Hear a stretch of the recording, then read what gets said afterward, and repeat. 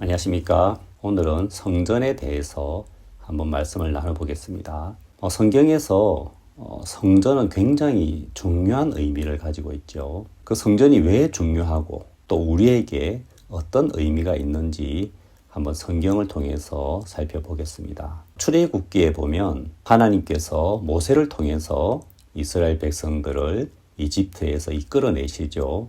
그래서 가나안 땅으로 들어가는 그 이야기가 나오는데 출애굽기에 상당히 많은 부분이 이 성막에 관한 말씀으로 채워져 있습니다. 출애굽기의 이 마지막 끝장도 성막에 관한 말씀으로 끝이 나죠. 낮에는 여호와의 구름이 성막 위에 있고 밤에는 불이 그 구름 가운데 있음을 이스라엘의 온 족속이 그 모든 행하는 길에서 친히 보았더라 하면서 출애굽기 40장 38절로 끝이 납니다. 성막은 하나님께서 모세에게 보여주신 그 식양대로 만든 것입니다. 너는 산에서 보인 식양대로 성막을 세울지니라 하고 되어 있죠. 성막의 가장 큰 특징은 거룩하게 구별되었다는 것입니다. 내가 그 회막과 단을 거룩하게 하며 아론과 그 아들들도 거룩하게 하여 내게 제사장 직분을 행하게 하며, 회막은 성막의 또 다른 이름인데요. 이 성막은 왜 거룩하게 구별이 되어야 했을까요?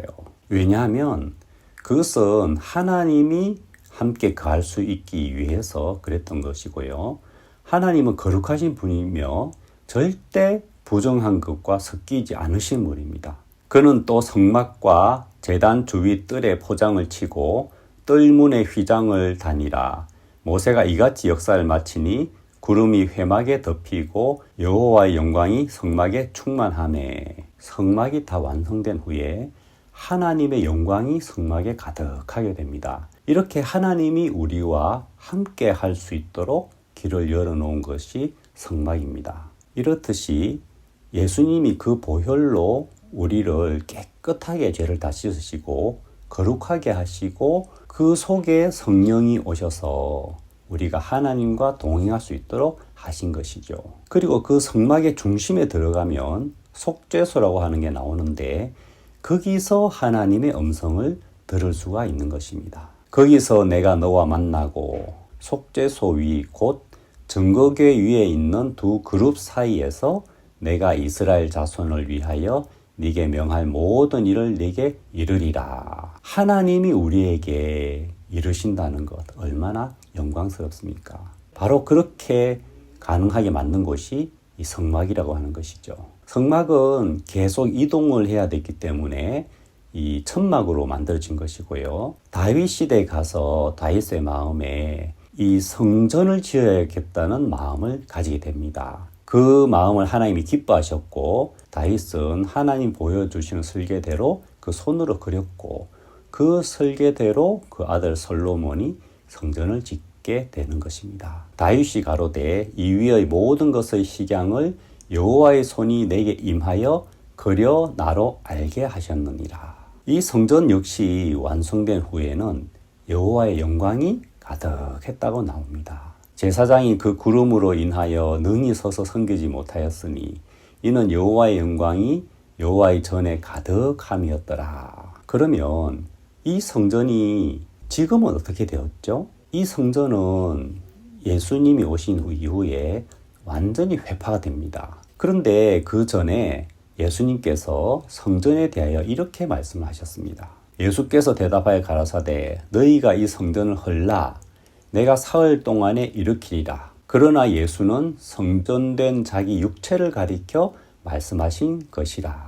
자, 여기서 예수님은 자신의 육체를 성전이라고 말씀하셨습니다. 아버지께서 내 안에 내가 아버지 안에 있는 것 같이 저희도 다 하나가 되어 우리 안에 있게 하사 세상으로 아버지께서 나를 보내신 것을 믿게 하옵소서.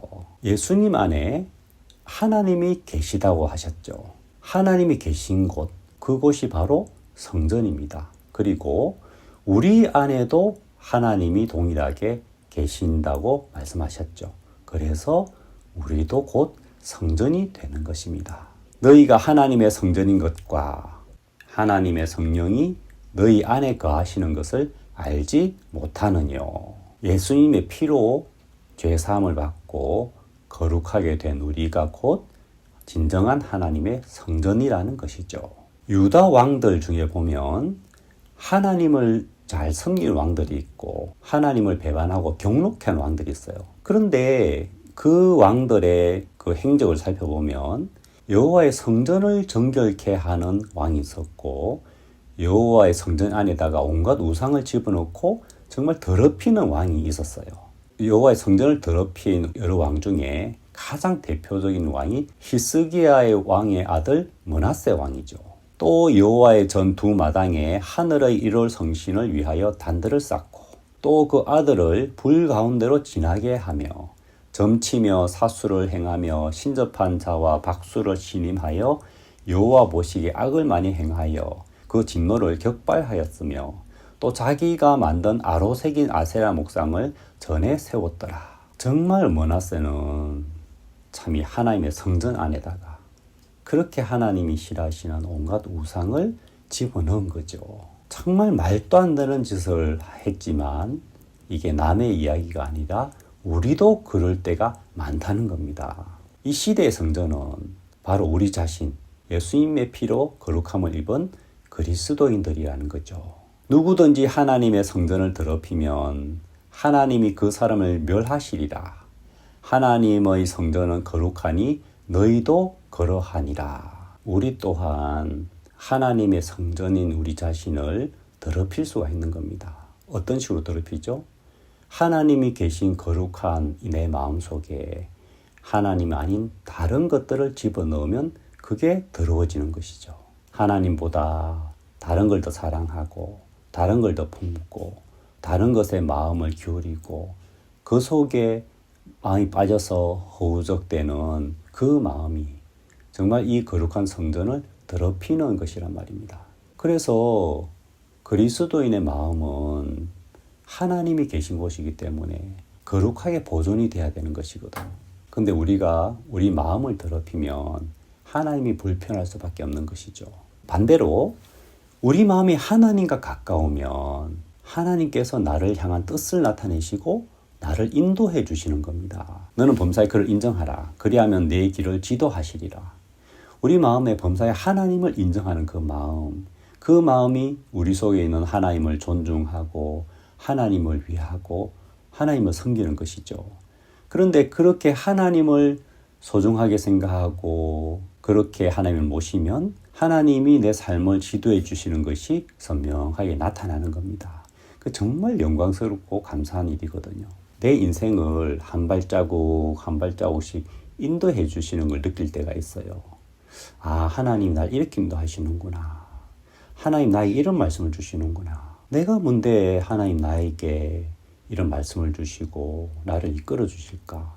그게 너무 감격스럽고 너무 영광스럽고 눈물겹게 하나님 앞에 감사할 때가 있거든요. 그런 맛을 보고 나면 내 마음속에 하나님이 너무 소중해서 하나님이 불편해하는 것들은 하기가 싫어지고요.